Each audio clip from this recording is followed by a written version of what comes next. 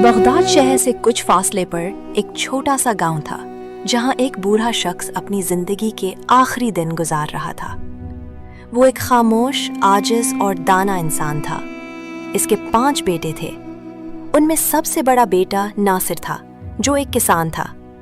नासिर सारा दिन खेतों में काम करता, जमीन संवारता और फसलों की देखभाल करता। लेकिन वालिद की खिदमत करते करते वो कभी कभी थक जाता और दिल ही दिल में सोचता कि ये जिम्मेदारी कब खत्म होगी। शाम को जब नासिर थका हारा घर लौटता तो उसका बूढ़ा बाप आलिम खामोशी से बेटे की थकन को महसूस करता। आलिम के दिल में बेटे के लिए बेपनाह मोहब्बत थी, मगर वो कुछ कहे बगैर फकत नज़रें झुका लेता। कुछ अरसे बाद आलिम ने नासिर के रवैये में तब्दीली महसूस की। वो जानता था कि नासिर अपनी थकन और जिम्मेदारियों के बोझ तले दब चुका है, और शायद उसे ये महसूस होने लगा है कि बूढ़ा बाप अब उसके लिए एक बोझ बन चुका है। नासिर का रूखा रवैया आलिम को परेशान करने लगा। वो अपनी जिंदगी के आखिरी अय्याम सुकून से गुजारना चाहता था, लेकिन नासिर की बेरखी ने उसे गमज़दा कर दिया। कुछ दिनों बाद आलिम ने नासिर को पास बुलाया और कहा, बेटा, मुझे मालूम है कि तुम पर बोझ बढ़ गया है। फिक्र ना करो, मैं ज़्यादा दिन तुम्हारे साथ नहीं रहूँगा।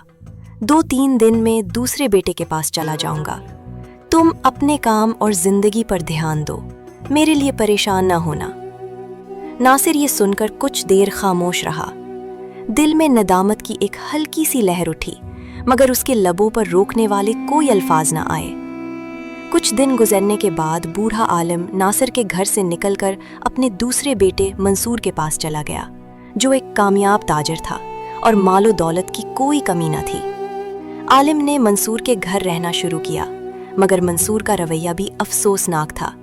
वो अपने कारोबार में मसरूफ रहता, जबकि उसकी बीवी ससुर को नज़रअंदाज करती, उनसे बात करने की जहमत तक ना उठाती। आलिम दिन भर खामोशी से एक कोने में बैठा रहता, दिल में अपने बेटों की बदलती हुई मोहब्बत का गम लिए। एक दिन मंसूर ने बीवी के कहने पर बाप से कहा, अब्बा जी, आपको मेरे कारोबार में मदद करनी चाहिए ताकि आपकी मौजूदगी का मुझे भी कुछ फायदा हो। सलमान की बीवी ये बच्चों को सुनकर दादा आलिम के पास बिठा खामोश देती ताकि वो उनसे खेलें। बूढ़ा आलिम, जो बीमारियों और कमजोरी से कांप रहा था, ये मंजर देखकर दिल ही दिल में गम का शिकार हो जाता। कुछ अरसे बाद उसकी तबीयत बिगड़ने लगी और वो वहां से भी निकल गया। इस बार वो चौथे बेटे काशिफ के पास गया, जो एक खुद गर्ज और लालची इंसान था। काशिफ ने वालिद का इस्तकबाल खुशी से किया, मगर उसकी खुशी सिर्फ लालच की बुनियाद पर थी। जब उसे इल्म हुआ कि वालिद के पास कुछ मालो दौलत नहीं, तो उसने भी नज़रअंदाज करना शुरू कर दिया। उसकी बीवी भी खिदमत ना करती, बल्कि उल्टा शिकायतें करती। आखिरकार काशिफ ने कहा, अब्बा, आप यहाँ नहीं रह सकते। मेरे पास इतना वक्त नहीं कि हर वक्त आपका ख्याल रखूं। आपको कहीं और जाना होगा। उन बेदर्द अल्फाज पर आलिम ने दिल बर्दाश्ता होकर अपने सबसे छोटे बेटे फहद के पास जाने का फैसला किया। फहद एक गरीब मगर मेहनती इंसान था। वो दिहाड़ी लगाकर जो पैसे कमाता, उससे वालिद के लिए दवा खरीदता और घर का खर्च चलाता। उसकी बीवी भी नेक और खिदमत गुजार थी। वो ससुर की बीमारी और बुढ़ापे को समझती और उनकी दिल से खिदमत करती।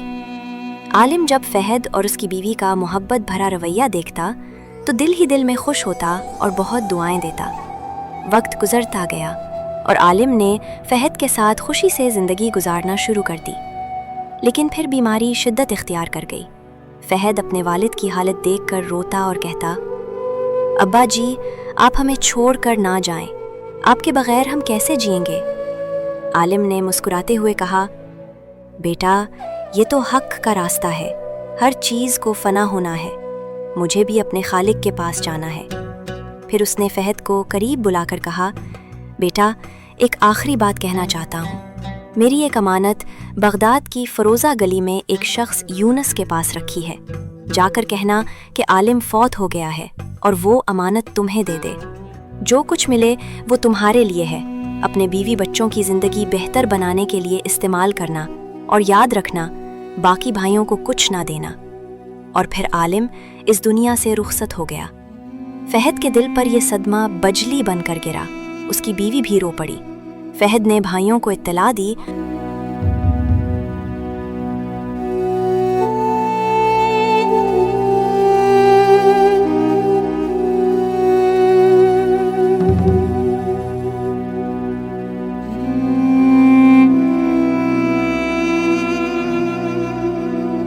बड़ा घर खरीदा और अपनी बीवी बच्चों के साथ खुशी की जिंदगी गुजारने लगा। वो कहता, अब्बा जी, आपकी दुआओं ने मुझे कामयाब बना दिया, मगर आपके साए की महरूमी मुझे आज भी रुलाती है। अल्लाह आपको जन्नत में आला मकाम अता फरमाए। सबक: वालिदैन को चाहिए कि अपनी औलाद की तरबियत हिकमत और मोहब्बत से करें, ताकि वो न सिर्फ उनका सहारा बने बल्कि ज़िंदगी की मुश्किलात का भी सामना कर सकें। औलाद को चाहिए कि वालिदैन को कभी बोझ ना समझे, क्योंकि वक्त बदलता है और कल को आप भी उनकी जगह होंगे। वालिदैन के साथ मोहब्बत, इज्जत और हुस्न सुलूक सिर्फ दुनिया में कामयाबी नहीं दिलाता, बल्कि आखिरत में भी बाइसे नजात बनता है। अगर ये कहानी आपको पसंद आई हो तो उसे ज़रूर दोस्तों से शेयर करें और हमें अपनी कीमती राय कमेंट्स में ज़रूर दें।